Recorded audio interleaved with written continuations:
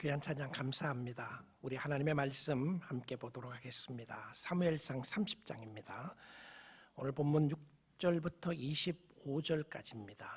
6절부터 10절까지 먼저 봉독해드리고 21절부터 25절 읽도록 하겠습니다. 백성들이 자녀들 때문에 마음이 슬퍼서 다윗을 돌로 치자 하니 다윗이 크게 다급하였으나 그의 하나님 여호와를 힘입고 용기를 얻었더라. 다윗이 아히멜렉의 아들 제사장 아비아달에게 이르되 원하건대 에봇을 내게로 가져오라. 아비아달이 에봇을 다윗에게로 가져가매 다윗이 여호와께 묻자와 이르되 내가 이 군대를 추격하면 따라잡겠나이까 하니 여호와께서 그에게 대답하시되 그를 쫓아가라. 네가 반드시 따라잡고 도로 찾으리라. 이에 다윗과 또 그와 함께한 600명에 가서 부솔 시내에 이르러 뒤떨어진 자를 거기 머물게 했으되 곧 피곤하여 부솔 시내를 건너지 못하는 200명을 머물게 했고 다윗은 400명을 거느리고 쫓아가니라. 다윗이 전에 피곤하여 능히 자기를 따르지 못하였으므로 부솔 시내에 머물게 한 200명에게 오매 그들이 다윗과 그와 함께한 백성을 영접하러 나오는지라. 다윗이 그 백성에게 이르러 문안하매 다윗과 함께 갔던 자들 가운데 악한 자와 불량배들이 다 이르되 그들이 우리와 함께 가지 아니하였은즉 우리가 도로 찾은 물건은 무엇이든지 그들에게 주지 말고 각자의 처자만 데리고 떠나가게 하라 하는지라. 다윗이 이르되 나의 형제들아 여호와께서 우리를 보호하시고 우리를 치러 온 그 군대를 우리 손에 넘겨셨은즉 그가 우리에게 주신 것을 우리가 너희가 이같이 못하리라. 이 일에 누가 너희에게 듣겠느냐. 전장에 내려갔던 자의 분깃이나 소유물 곁에 머물렀던 자의 분깃이 동일하니 같이 분배할 것이니라 하고 그날부터 다윗이 그곳으로 이스라엘의 규례와 율례와 규례를 삼았더니 오늘까지 이르니라. 아멘. 하나님의 말씀이었습니다. 오늘 2024년 마지막 52주째 주일 예배를 하나님 앞에 올려드리게 되는데요.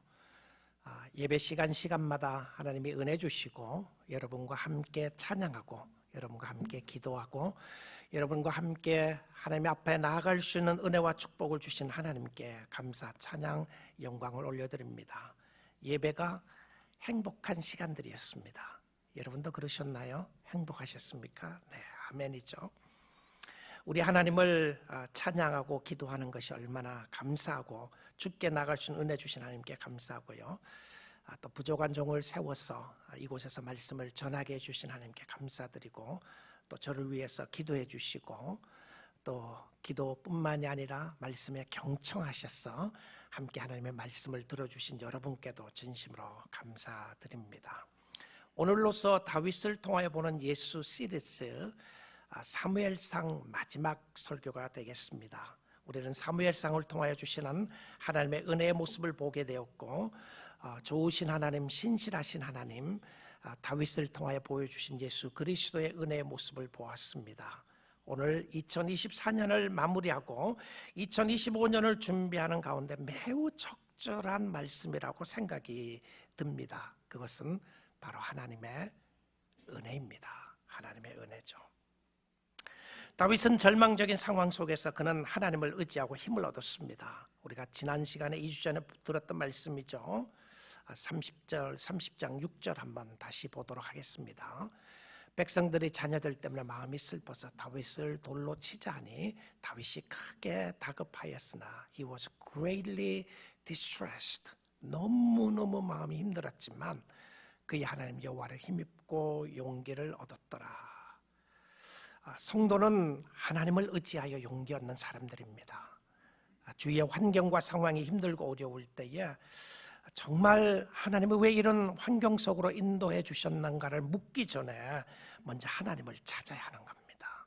하나님을 찾고 하나님을 신뢰하고 하나님으로부터 오는 힘을 얻게 되어야 하는데 아픔과 상처를 치유받게 되는 것은 성령의 강권적인 역사였음을 보게 됩니다. 다윗은 하나님을 의지하여서 용기를 얻었습니다.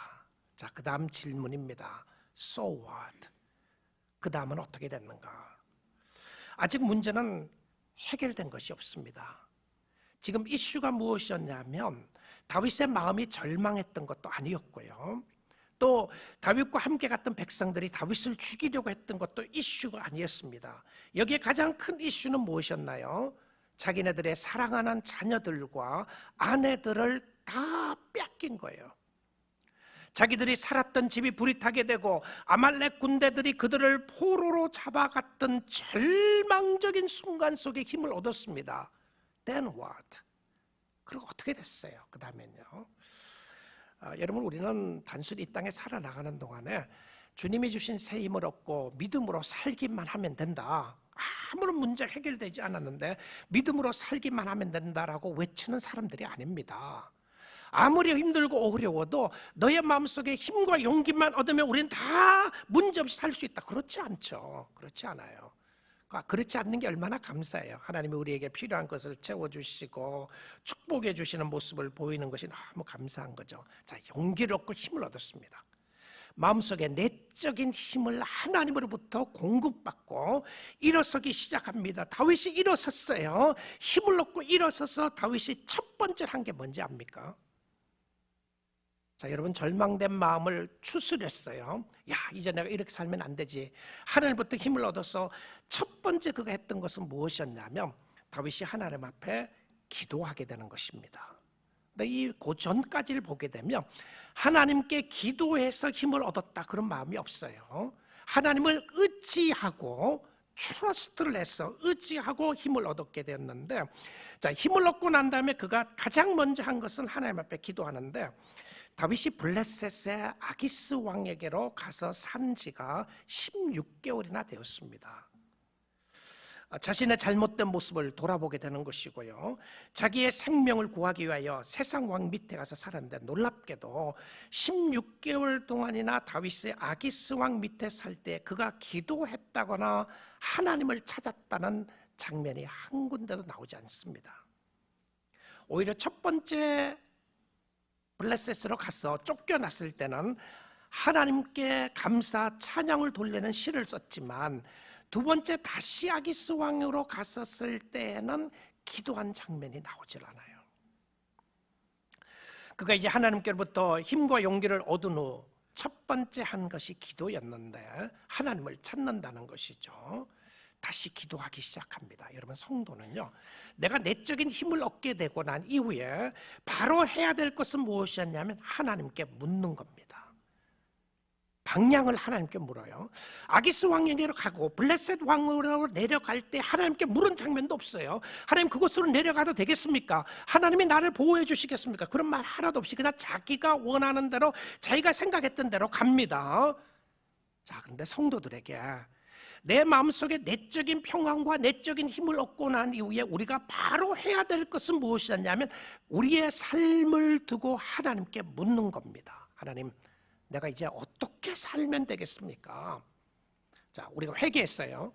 2024년도에 이런 잘못을 회개합니다. 하나님, 잘못합니다. 그러면 그 다음에 바로 물어야 될 것이 있습니다. 하나님, 그러면 2025년도에는 제가 어떻게 살면 좋겠습니까?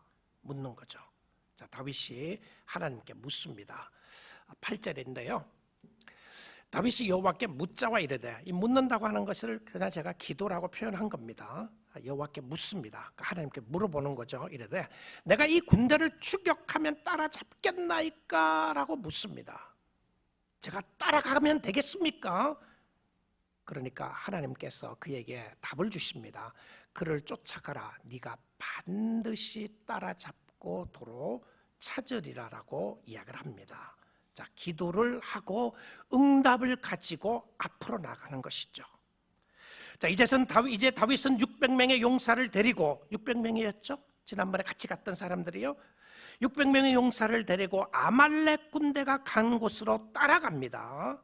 자, 하나님이 너 나를 따라와라. 내가 정확하게 GPS가 되어서 내가 너를 인도해 주겠다. 그런 말이 없어요. 하나님이 GPS를 주지 않았습니다. 목표물을 딱 정해놓고 그 목표물까지 목적지에 갈 수 있도록 GPS를 준 것이 아니고, 일단 가라고 믿음의 걸음을 걸어가라고 이야기를 하고, 그리고 그 상황 속에 일어나는 일들 가운데 하나님이 역사하신 것을 보게 됩니다. 자, 그런데 신앙생활을 하는 가운데 기도 응답을 받고 가지만 여러분 어려운 일들을 당할 수가 있습니다. 하나님, 내가 가면 되겠습니까? 그럼 어디로 가라든지 걔네들이 어디쯤 있다든지 이야기를 다 정확하게 해주면 안 됐겠습니까? 자, 그런데 응답을 받고 가는데 문제가 생겼어요. 하나님은 우리의 신앙의 여정 가운데 믿음의 사람들이 기도 응답을 받았는데 가는 길에 문제들을 만날 수 있습니다. obstacles, 장애물들을 만날 수 있어요. 여러분, 2025년을 준비하면서 하나님께서 나를 인도해 주시고 축복해 주실 것을 믿습니다라고 믿음의 길을 걸어가는데 앞에 무슨 일이 있을지 몰라요. 장애물을 만날 수 있다는 것이죠. 자, 근데 포기하지 않는 것은 누가 나와 함께하고 있습니까? 하나님이 함께하고 있어요. 하나님이 가라고 그러셨고 하나님의 역사하심을 바라보고 가는 겁니다. 자, 누구하고 같이 갑니까? 방금 전에 자기를 돌로 쳐서 죽이려고 했던 그 용사 600명을 데리고 갑니다. 근데 가다가 이제 어느 한 도시를 만나는데 그 도시의 이름을 부솔 시내라고 하는 곳으로 갑니다. 여기서 어려움이 생기게 돼요. 자, 어떤 어려움이 있는지 한번 보겠습니다. 9절 10절인데요. 이에 다윗과 그와 함께한 600명이 가서 부솔 시내에 이르러, 도시의 이름이 부솔이라고 하는 지역이고요. 시내에 이르러 뒤떨어진 자를 거기 머물게 하였으되, 뒤떨어진 자가 있다고 이야기를 합니다. 자, 그들이 도대체 누구였는지 한번 보겠습니다. 곧 피곤하여 부솔 시내를 건너지 못하는, 부솔 냇가를 건너지 못하는 시내에서 200명을 머물게 했고 다윗은 400명을 거느리고 쫓아가느라. 자, 앞을 보시면요, 여러분 몇 명 간다고 그랬습니까? 600명이 갔죠. 가다가 몇백 명이 못 가겠다고 그러는 거예요. 200명이 못 가겠다고 그러는 거예요. 자, 그러면 어떻게 되죠? 여기서 보니까 3분의 1이나 되는 많은 숫자가 이제 we can't go anymore, 못 가겠다고 이야기를 하는 겁니다. 여러분, 함께 가도 힘드는 여정 아니겠습니까? 지금 앞에 아말렉 군대가 도대체 몇 명이 있는지 하나님이 가르쳐 주신 게 아니란 말입니다. 그리고 그들이 자기네들의 처자를 데리고 갔고 집을 불살랐던 아말렉 군대들이 있는 곳으로 가야 되면 600명이 아니라 더 많은 군대를 모집해서 가야 되지 않겠습니까? 그런데 3분의 1 못 가겠다고 그러는 거예요. 근데 못 가겠다고 하는 부분 속에 보니까 그들이 무엇 때문에 그렇다고 되어 있냐면 지쳐서 못 가겠다고 되어 있습니다. 피곤해요. 근데 이 피곤했다는 단어를 exhausted라고 하는 단어를 썼습니다. exhausted. 완전히 그냥 I'm totally exhausted. 이 표현 있잖아요. 내가 완전히 힘이 하나도 없다. 그러니까 힘이 다 빠진 상태를 이야기하는 거예요. 어쩌면 이들은 마음적으로도 힘이 다 빠졌을 수 있어요. 그들이 대성통곡을 하면서 울었잖아요. 울고 나서 힘이 빠졌고 육체적으로도 힘이 다 빠진 상태의 모습이 있었는데, 자, 그런데 다윗은 이 200명에 대하여 다윗이 원망하거나 반항하던 모습을 보이지 않고요, 어떻게 하냐면 이들을 두고 부솔 시내에 이들을 두고 400명을 데리고 갑니다. 다윗은 이 200명에 대해서 야단을 친다거나 이 200명에 대해서 왜 그러냐를 이야기를 하지 않고요, 그냥 400명 데리고 가요. 우리 사랑하는 성도 여러분, 우리가 주님을 섬기다 보면 교회 안에서도 종종 이런 일들이 있을 수 있습니다. 너무 지친 거예요. 섬기다가 너무 지칠 수 있고 더 이상 내가 할 수가 없다, 이런 사람이 있을 수 있죠. 너무 힘든 사람들 말입니다. 아픈 사람도 있을 수가 있고 함께 섬기는 공동체 안에도 피곤하여 지친 사람들이 있는데 그들이 있을 때 어떻게 해야 되죠? 그냥 끌고 가야 되나요? 어떻게 해야 되겠습니까? 근데 여기에 보면 이들을 배려하는 모습을 보여줍니다. 이들을 그냥 두고 갔다는 것이 이 200명에 대한 이 배려의 마음을 보여주는데, 이 부솔이라고 하는 단어가 뜻은 차가운 시내라고 하는 표현입니다. 차가운 시내가 흐르는 곳에 하나님의 은혜가 넘쳐나는 모습을 보여주는데요, 관대함과 자비의 역사가 있게 되는데 이들에게 배려를 하고 함께 갈 사람들을 데리고 목적지로 가게 됩니다. 참 하나님은 신비하고 오묘하세요. 하나님이 어떻게 이를 인도하느냐 하면 가는 길에 어떤 사람을 만나게 됩니다. 가는 길에요. 자, 근데 그가 누구였는지 한번 보겠습니다. 11절 12절에 보면 무리가 들에서 애굽 사람 하나를 만나 이 400명이 가다가 길에서 애굽 사람 한 사람을 만나게 됩니다. 그를 다윗에게로 데려다가 떡을 주어 먹게 하여 물을 마시게 하고, 그러니까 이 사람도 너무 지쳐있는 사람이 또 나와요. 200명이 지쳐있는 사람을 두고 나왔는데 그 다음에 또 한 사람이 너무 지쳐있는 한 사람을 만나게 됩니다. 그리고 12절을 보니까 그에게 무화과 뭉치에서 뗀 떡 하나와 건포도 2송이를 주었으니 그가 밤낮 사흘 동안 떡도 먹지 못하였고 물도 마시지 못하였느니라. 그가 먹고 정신을 차렸다라고 성경이 그렇게 기록을 하고 있습니다. 하나님의 참 오묘한 섭리죠. 갈 길이 너무 바쁜데 거지 같은 사람 만난 거예요. 아무런 이 한시가 바쁜데 힘이 다 빠진 사람을 만나는데 그건 유대인도 아니었습니다. 아말렉인도 아니었어요. 그는 애굽 사람이었다라고 이야기합니다. 그를 도와주지 않아도 되는 이유가 너무 많죠.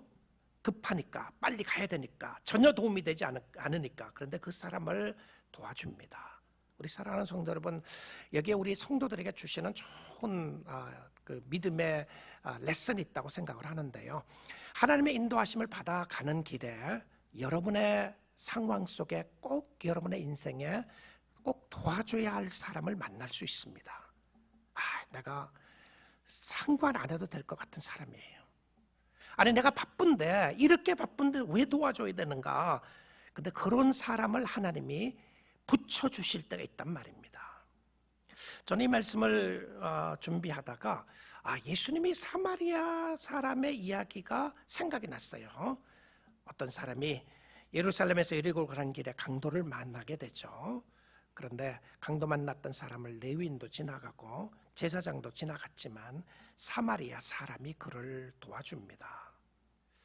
여기에서 보니까 유대인이 애굽 사람을 도와줘요. 근데 하나님의 섭리는 너무나도 신비하고 오묘합니다. 오묘한 게 생각지도 못했던 일이 일어나게 돼요. 시글락에 불을 지르고 아말렉 군대와 함께 현장에 있었던 그 사람이었습니다.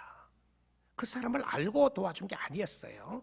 도와주다 보니까 그 사람이었는데 하나님은 참으로 신비한 방법으로 성도들을 인도할 때가 있습니다. 생각하지도 못했던 곳에서 하나님의 큰 도움의 역사가 일어나는 거죠.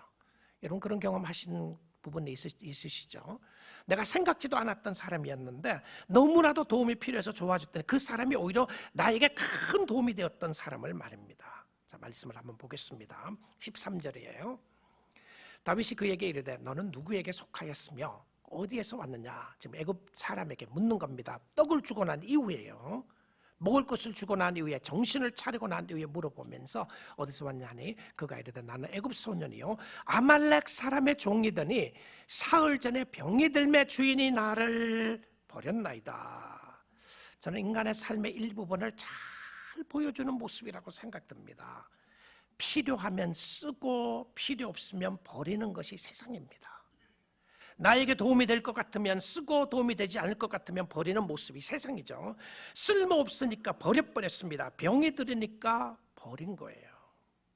그런데 하나님은 이런 사람들에게 참 관심을 가지시기는 모습을 보게 되고 성도들도 세상에 소외된 이런 사람들에게 관심을 갖기를 원하십니다.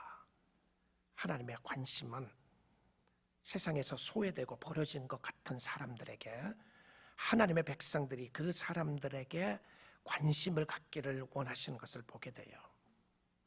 우리는 2025년도에 새생명 축제를 준비하면서 한 영혼을 사랑하기를 원합니다. 여러분이 관심을 갖고 사랑해야 될 영혼이 누구인지 물어보십시오. 하나님 앞에요. 하나님이 우리에게 붙여주는 사람이 있습니다. 여러분의 인생 여정길을 가는 동안에 여러분의 도움이 필요한 사람들이 있을 것입니다. 그 사람을 어떻게 해야 되는 것인가? 그런데 이 이야기 가운데 계속해서 한번 더 보도록 하겠습니다. 14절인데요. 우리가 그렛 사람의 남방과 이제 애굽 사람이 하는 이야기입니다. 유다에 속한 지방과 갈렙 남방을 침노하고 시글락을 불살랐나이다. 시글락이 누가 있던 곳이었나요? 다윗과 그의 함께했던 사람들의 가족이 있던 곳이었는데, 이 사람이 정말 솔직한 고백을 하는데 무슨 단어를 써서 고백을 하느냐면 우리가라고 하는 단어를 씁니다. 그 사람들이 아니에요.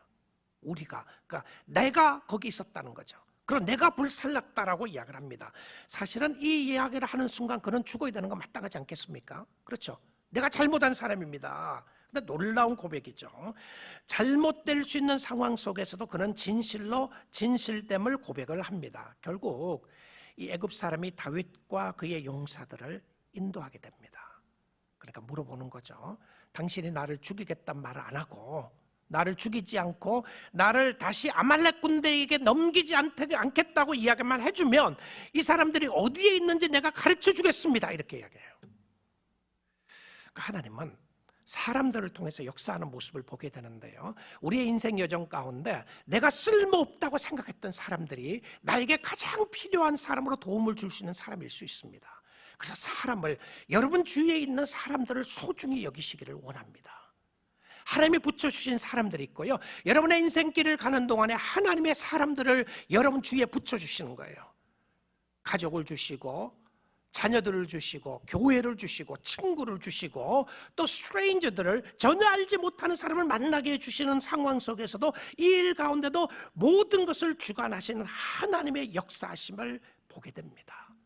자, 근데 이 사람이 거기에 있었던 사람이었고 그 길을 안내해 줄 사람일 것을 알았나요? 하나님이 그렇게 이야기했었습니까? 아니었어요. 전혀 모르는 상황 속에 하나님의 인도하시는 섭리를 보고, 그리고 그 사람의 말을 듣고 인도함을 따라서 갑니다. 가다가 보니까 저기 멀리 아말렉 군대들이 있는 겁니다. 아말렉 군대들은 큰 승리로 말미암아 먹고 마시고 춤을 추고 놀고 있는 저녁 시간이었습니다. 하나님은 그들을 다윗과 그와 함께 한 사람들에게 넘기게 되는데요. 자, 그리고 사무엘상 30장 17절에서 20절 한번 보겠습니다. 다윗이 새벽부터 이튿날 저녁까지, 그러니까 이틀 동안에요, 그들을 치매 낙타를 타고 도망한 소년 400명 외에는 피한 사람이 없었더라. 이 400명이라는 숫자를 또 적었어요. 도망간 사람들이 400명이라고 이야기를 하고 있는데, 자, 그 사람들 외에는 다 이들을 칠 수 있도록 허락을 했습니다. 18절입니다. 다윗이 아말렉 사람들이 빼앗아갔던 모든 것을 도로 찾고 그의 두 아내를 구원하였고, 다윗의 두 아내 이름을 이야기했죠. 그리고는 그 아내들도 구원했다라고 하는 표현을 쓰고요. 그리고 19절입니다. 그들이 약탈하였던 것 곧 무리의 자녀들이나 빼앗겼던 것은 크고 작은 것을 막론하고 아무것도 잃은 것이 없이 모두 다윗이 도로 찾아왔고, 할렐루야입니다. 절망적인 순간에 사람이 주신 은혜를 맛보게 되는데요, 죽을 것 같은 어려운 상황 속에서 하나님의 기적의 역사를 맛보고 일어나서 주님을 바라보고 주를 섬기는 모습을 보여줍니다. 여러분, 하나님이 인도하시는 길은 생명의 길인 줄 믿습니다. 하나님이 인도하신 길 안에 그곳에 기적의 역사가 일어나게 될 줄 믿습니다. 그래서 하나님 앞에 묻는 겁니다. 하나님, 내가 어떻게 살면 되겠습니까? 내가 어떻게 살아야 되겠습니까? 내가 이 상황 속에서 어떤 역사로 주님을 의지해야 되겠습니까? 어떻게 해야 되겠습니까? 물어보는 거죠. 자, 그리고 20절입니다. 다윗이 또 양떼와 소떼를 다 되찾았더니, 그러니까 사람만이 아니에요. 여러분, 하나님이 관심 갖는 거는 사람만이 아니라 여러분이 가지고 있는 소유도 관심 가지시는 것 아시나요? 내가 가진 것 빼앗길까 봐 두렵습니까? 하나님은 빼앗아가는 하나님이 아니에요. 필요에 의해서 쓰시는 하나님이시지만, 내가 하나님 앞에 헌신하면 하나님이 나에게 있는 것, 내가 사랑하고 내가 좋아하는 것 빼앗아갈 것 아닌가, 그런 하나님이 아니시라니까요. 우리는 가끔 헌신하면 두렵잖아요. 내가 다 빼앗길까 봐. 아니, 하나님이 가난한 사람도 아니고 우리의 물질과 우리의 헌신을 빼앗아갈 사람도 아니죠. 오히려 축복해 주기를 기뻐하는 모습을 보는데, 어떤 경우에 우리가 잃을 수 있는 가능성이 있는 부분은 뭐냐면, 내가 그것을 하나님보다 더 사랑하게 되면 오히려 우리가 돌아보아야 되는 것은 내가 하나님보다 더 사랑하는 것이 무엇인가를 보는 것이 더 중요한 답입니다. 근데 하나님은 가지고 있는 것에 대해서도 관심을 가지세요. 다윗이 또 양떼와 소떼를 다 되찾았더니 무리가 그 가축들을 앞에 몰고 가며 이르되 이는 다윗의 전리품이라 하였더라. 당신 때문에 모든 것을 얻을 수 있게 되었습니다. 당신 때문에 가질 수 있게 되었습니다. 할렐루야, 하나님을 찬양합니다. 결국 다 찾았어요. 정말 할렐루야죠. 자, 이야기는 여기서 끝나지 않습니다. 부솔 시내에 남아 있었던 200명의 용사들은 어떻게 되었는가? 200명의 용사들은 그들의 처자들을 어떻게 할 것인가? 이제 승리하며 다시 돌아오고 있습니다. 부솔 시내로 오고 있는데 얼마나 기쁘고 감사했겠습니까? 여러분, 하나님을 찬양하고 하나님께 영광 돌리는 모습을 볼 수 있지 않아요? 자, 그런데 부솔 시내에 있었던 200명의 사람들이 저기 멀리 다윗과 고함을 지르며 환호하며 기뻐하며 오는 모습을 보게 됩니다. 얼마나 이들도 기뻤겠어요.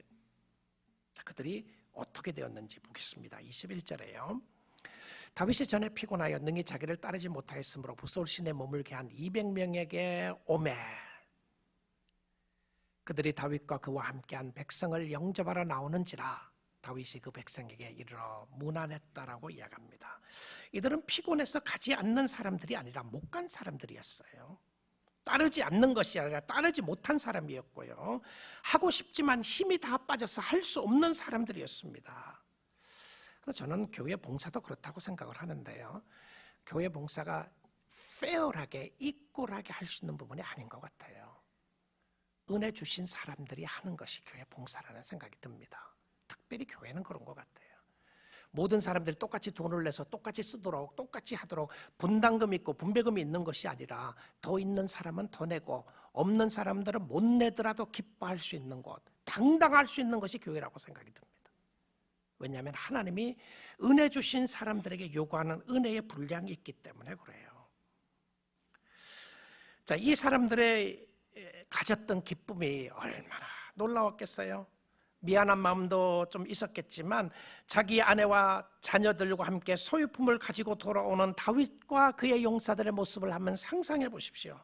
승리의 기쁨을 만끽할 수 있었으며, 그런데 그들에게 있었던 기쁨도 잠시였습니다. 너무너무 기뻐하고 좋아했는데 그 기쁨이 오래가지 못했어요. 참 세상은 다사다난한 세상입니다. 여러분, 그런 표현 쓰잖아요. 다사다난했던 한 해였습니다. 늘 매년 그 표현을 써도 매년 사실이라는 생각이 들지 않아요? 크고 작은 일들이 끊임없이 일어나는 것이 세상인데요. 근데 영적 신앙생활도 그런 것 같아요. 영적 신앙생활도 참 다사다난하다는 생각이 듭니다. 굴곡이 있는 거죠. 어떨 때는 좋았다가 어떨 때는 힘들었다가 하나님의 역사하심 가운데 찬양했다가 또 믿음으로 살지 못했다가 회개하고 다시 믿음으로 사는 모습들도 보게 되는데, 이런 모습을 보게 되면 어제 내가 믿었다고 해서 오늘 저절로 믿을 수 있는 것이 아님을 보게 됩니다. 오늘도 어제와 같은 믿음이 필요하고요. 여러분, 지난주 설교를 통해 은혜를 받으셨죠? 은혜 받으셨으면 그 은혜가 며칠 가던가요? 일주일 내내 가서 너무 좋았던가요? 할렐루야, 감사하죠. 아니, 어떤 경우에는 정말 몇 시간 가던가요?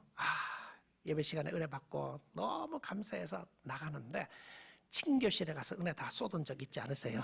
갑자기 그냥 뒤틀린 거예요. 누구를 보다가 무슨 말 듣다가 몇 시간도 안 되는 것이 아니라 몇 분도 안 돼갖고 한꺼번에 다 쏟은 그런 경험이 있을 겁니다. 참 우리의 신앙생활이 이런 다사다난한 모습들을 보게 되는데, 근데 우리의 주위에 내가 선하면, 내가 잘하면 내 주위의 모든 사람도 나에게 잘해줄 것이 아닌가? 그렇지 않아요. 그렇지 않습니다. 여러분이 아무리 잘해도 주위에 악한 사람들이 있고요, 여러분을 무너뜨리려고 하는 사람이 있고, 그냥 여러분을 시기 질투하는 사람들이 있습니다. 그냥 여러분을 싫어하는 사람들이 있다는 것이죠. 교인이 왜 그런가? 교회가 왜 그러냐? 너무 그러지 마십시오. 교회가 그런 곳입니다. 사람들이 모여 있는데 뭐 가만히 있겠어요? 가만히 있겠느냐고요. 장로님이 왜 그러냐, 목사님이 왜 그런가, 왜 그러냐고 가르쳐 드리겠습니다. 제가 죄인이기 때문에 그래요. 제 죄가 별로 드러나지 않아서 여러분이 그래도 요만큼 듣는 거지. 여러분 제 속에 들어왔다 그러면 끔찍해요. 제가 여러분 제 속에 있는 모습을 잠깐에 본다고 끔찍해요. 뭐 여러분 웃으시는데 저도 마찬가지입니다. 그렇죠? 여러분의 속을 본다면 제가 여러분 어떻게 장로님 대단하십니다. 아마 말하기 쉽지 않을 거예요. 우리의 마음속에 이런 더럽고 추하고 악한 모습들이 늘 있는 것이죠.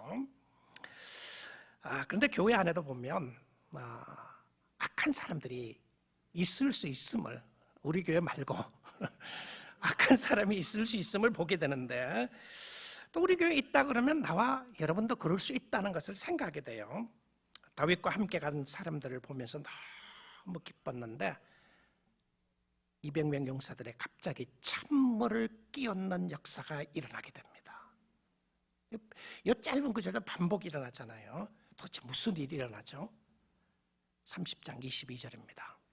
다윗과 함께 갔던 자들 가운데 누구죠? 400명 용사들 가운데 지금 외부에서 사람을 끌어들인 거 아니에요. 포로 잡은 거 아니고 함께 갔던 사람들 가운데 악한 자와 불량배들이 있었다라고 성경은 단호하게 기록합니다. 저는 이 부분이요, 여러분 이 정말 놀랍지 않아요? 지금 이 사람들이 전쟁터까지 나갔고 다윗 따라갔다가 다윗을 죽이려고 했다가 다시 전쟁터로 또 갔다가 승리하고 돌아왔던 400명 중에서 몇 사람인지는 몰라요. 숫자를 안 적었어요. 그런데 그들 가운데 악한 자와 불량배들이 있었다, 이렇게 이야기합니다. 그런데 여러분 이 악한 자들과 불량배들이 진짜 나쁜 사람들이다 이렇게 생각하지 마세요. 누가 악한 자고 누가 불량배들이냐면, 여러분 페어하게 모든 것을 하자고 하는 사람들 있죠. 그럴 수가 있다는 거예요. 저는 뭐 불공평하게 살자는 게 아니고, 여기서 가르쳐주고자 하는 모습 중에서 깨닫게 되는 것은 하나님의 은혜의 역사인데요, 하나님의 은혜 받은 사람은 어떻게 살아야 되는가, 이게 핵심입니다. 이 포인트예요. 자, 그런데 이 악한 자와 불량배들이 다 이르되 그들이 우리와 함께 가지 않았은지, 그들이 누굽니까? 200명이 부솔시내에 남아있었던 사람들이에요. 그들이 안 갔는데 우리가 도로 찾은 물건은 무엇이든지 그들에게 주지 말고 그들의 처잡만 데리고 떠나가게 하라 하는지라. 이게 왜 나쁜 거예요? 뭐라 그래요? 처자들은 돌려주되 물건은 돌려주지 말자, 이렇게 이야기해요. 물건은 돌려주지 말자, 처자들만 주자, 이렇게 이야기를 합니다. 여러분 같았으면 어떻게 했겠습니까? 만약에 악한 자와 불량배라고 하는 단어를 쓰지 않았더라면 저는 뭐 얼마든지 acceptable한 that could be a good idea, 좋은 아이디어일 수 있다고 생각하지 않겠어요? 뭐라고 하냐면, 아니 처자들을 돌려주는 것만 해도 고맙게 생각해라, 돈을 요구한 것도 아니고요. 그렇지 않습니까? 공평성의 원리로만 생각하면 그것만 해도 고맙다고 해도 볼 수 있습니다. 전쟁에 가지 않았는데 그들에게 물품을 줄 필요가 무엇이 있는가? 너무나도 일리가 있는 말 같아요. 근데 성경은 이렇게 생각하는 사람들을 가르쳐서 뭐라고 한다고요? 누가 그런 말을 했다고요? 악한 자들과 불량배들이라고 이야기합니다. Evil and troublemaker, 이렇게 돼 있어요. 불량배를 trouble마ker라고 단어 썼어요. 아니 이렇게 써도 되는 거예요, 성경이요. 저는 성경 따질 마음 전혀 없습니다. 그러니까 여러분의 이해를 돕기를 위해서 하는 소리인데요, 성경이 진리니까 저는 성경이 있는 대로 여러분에게 해석해 드리는 것이 제 의무죠. 성경이 이렇게 쓰는 이유는 은혜를 알아야 하는 부분입니다. 은혜 받은 사람은 어떻게 살아야 하는가? 은혜 받은 사람은 어떻게 살아야 하는가? 그리고 다윗은 이 말을 들은 다윗은 어떻게 했는가? 무엇을 보아야 하는가? 저는 23절이 굉장히 중요하다고 생각합니다. 23절이 이 구절을 잘 이해하는 구절 중에 하나입니다. 다윗이 이르되 나의 형제들아. 누구를 가르쳤어요? Evil and troublemaker를 가르쳐서 함께 갔던 사람들에게도 형제라는 단어를 써요. 형제들아, 뭐라고 그럽니까? 여호와께서 우리를 보호하시고 우리를 치러 온 그 군대를 우리 손에 넘겼은즉. 자, 근데 싸움은 누가 했어요? 이틀 동안 같이 간 사람들이 했어요. 근데 승리는 누가 줬다고요? 하나님이 주셨다고 고백합니다. 여러분, 이게 굉장히 중요합니다. 여러분, 일하러 가서 돈 번 사람은 누구예요? 여러분이에요. 그런데 헌금을 드리면서 하나님이 나에게 주셨다는 진정한 고백이 있으시나요? 있으셔야 합니다. 있으셔야 해요.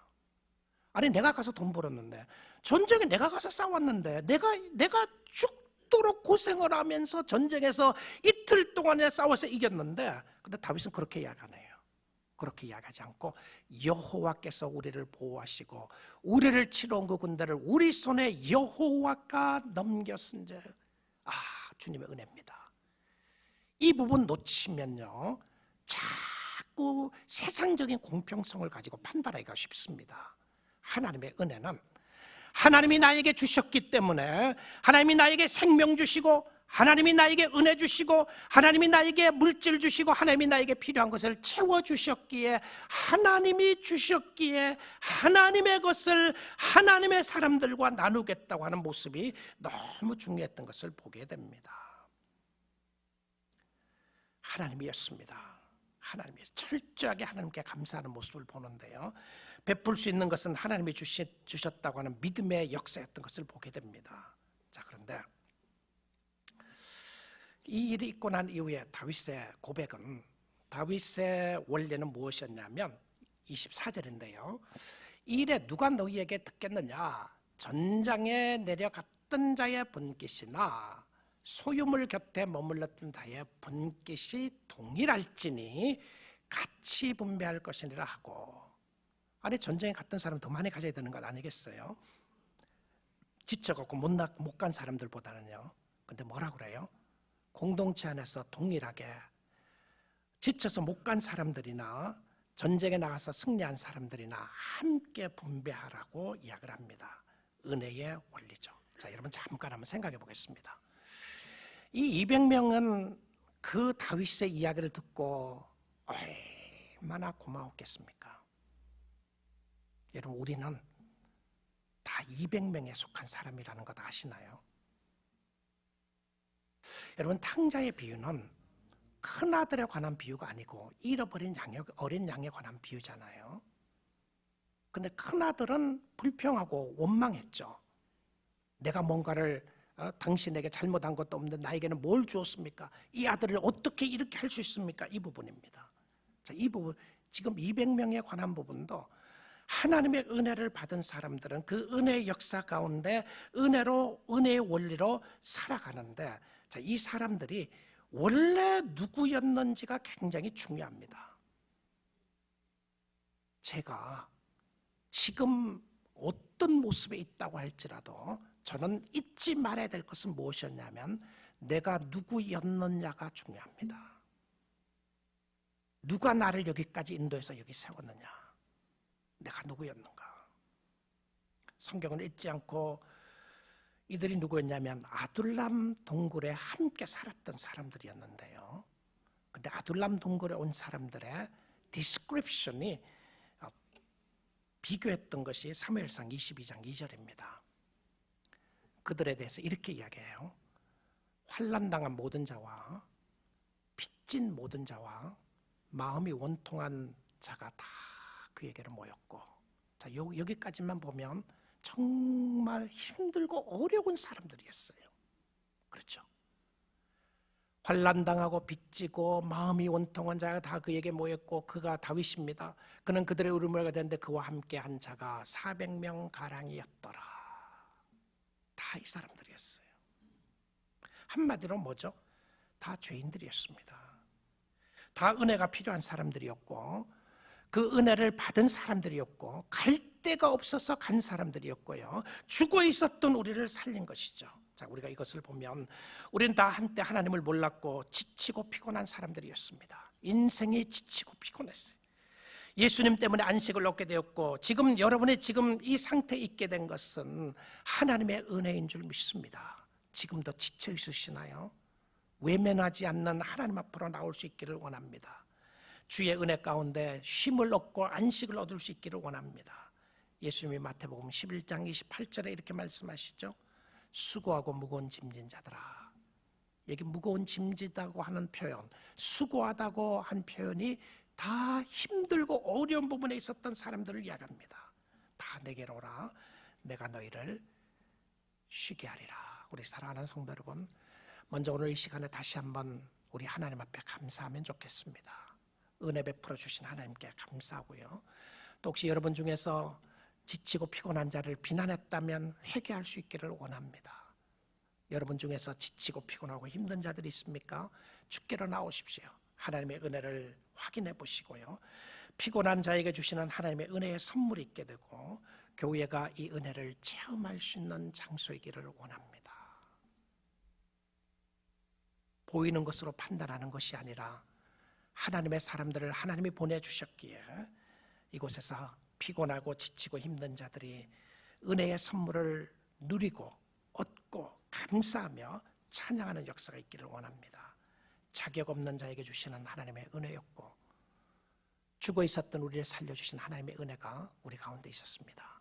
2024년도에도 함께 하신 하나님께서 2025년도에도 은혜 주시고 축복해 주시기를 원합니다. 그 하나님 앞에 마음을 다하여 주께로 나오시고 주를 의지할 수 있는 역사가 있기를 주님의 이름으로 축복드립니다. 아멘.